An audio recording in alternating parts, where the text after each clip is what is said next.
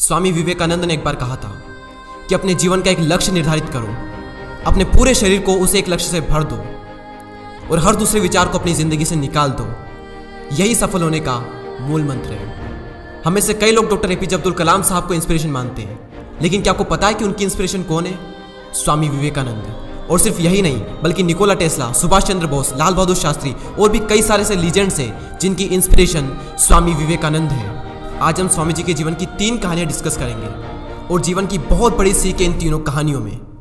पहली कहानी, एक बार स्वामी जी को नदी पार करना था और वो नदी के पास में खड़े थे। तभी एक साधु ने आकर उनसे पूछा, क्या आप ही स्वामी विवेकानंद हो? स्वामी जी ने जवाब दिया कि जी हाँ, मैं ही स्वामी विवेकानंद हूँ। तभी साधु ने पूछा कि स्वामी जी, आप यहाँ पर क्या कर रहे हो? स्वामी जी ने कहा कि मुझे नदी पार करना है और मैं नाव का इंतजार कर रहा हूँ। तभी साधु ने कहा कि तुम इतने बड़े इंसान हो, कई सारे लोग तुम्हें अपनी प्रेरणा का स्रोत मानते हैं और तुम एक नदी पार नहीं कर सकते।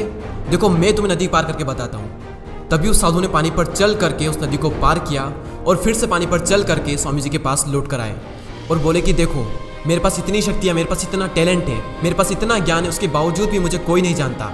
और तुम्हारे पास कोई ज्ञान नहीं, कोई शक्तियाँ नहीं, उसके बावजूद भी तुम्हें सब जानते हैं। तभी स्वामी जी मुस्कुराए और साधु से पूछा कि तुम्हें यह विद्या सीखने में कितना टाइम लगा? साधु ने कहा कि 15 साल। इतने में स्वामी जी की नाव आ गई और स्वामी जी ने साधु को नाव में बैठाया और वहाँ से चल दिए। दोनों ने नाव में बैठकर नदी पार की और पार करने के बाद स्वामी जी ने अपनी जेब से 1 रुपया बाहर निकाला और उस नाव वाले को दे दिया। यानी कि दोनों के मिला के 50-50 पैसे यानी 1 रुपया उन्हें दे दिया। तभी स्वामी जी ने साधु से कहा कि जो काम तुम 50 पैसे में कर सकते थे, उसके लिए तुमने अपनी जिंदगी के 15 साल बर्बाद कर दिए। और अगर यही 15 साल तुम समाज की भलाई में लगाते तो आज तुम्हें भी पूरी दुनिया जानती। और मैंने यही किया, इसलिए मुझे पूरी दुनिया जानती है और तुम्हें कोई नहीं जानता। और स्वामी जी ने साधु से कहा कि तुम्हारी तरह कई सारे लोग ऐसी चीज़ों में अपने दिन, हफ्ते, महीने, साल लगा देते हैं जिनका उनकी ज़िंदगी में कोई मतलब नहीं निकलता। इसलिए अपने टाइम को ऐसी जगह पर लगाओ जहाँ पर उसका एक्चुअल में कोई सेंस निकले, क्योंकि टाइम से बढ़कर इस दुनिया में कोई भी इंपॉर्टेंट चीज़ नहीं है। अगर समय बर्बाद तो जिंदगी बर्बाद।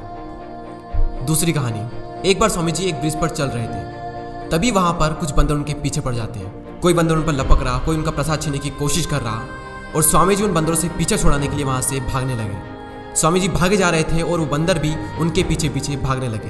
तभी एक आदमी ने स्वामी जी से कहा कि तुम डरो मत, इनका सामना करो। तुम जितना ज़्यादा इनसे डरोगे ये तुम्हें उतना ही ज़्यादा डराएंगे।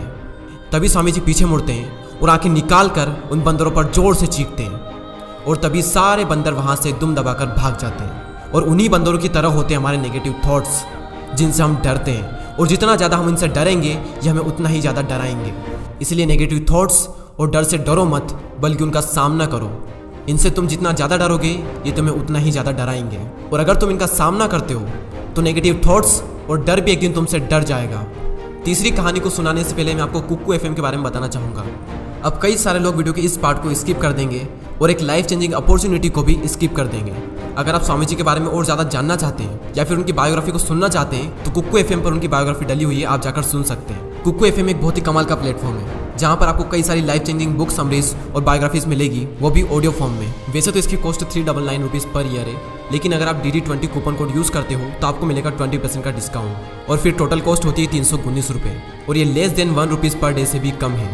तो लिंक डिस्क्रिप्शन में है, आप जाकर एक बार चेकआउट ज़रूर करें।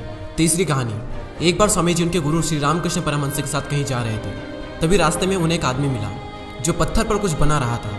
तभी रामकृष्ण परमहंस जी ने पूछा कि तुम इस पर क्या बना रहे हो? तभी उस व्यक्ति ने जवाब दिया कि मैं एक राजा की मूर्ति बना रहा हूँ। रामकृष्ण जी ने पूछा कि क्या उस राजा की तुम्हारे पास में कोई तस्वीर है?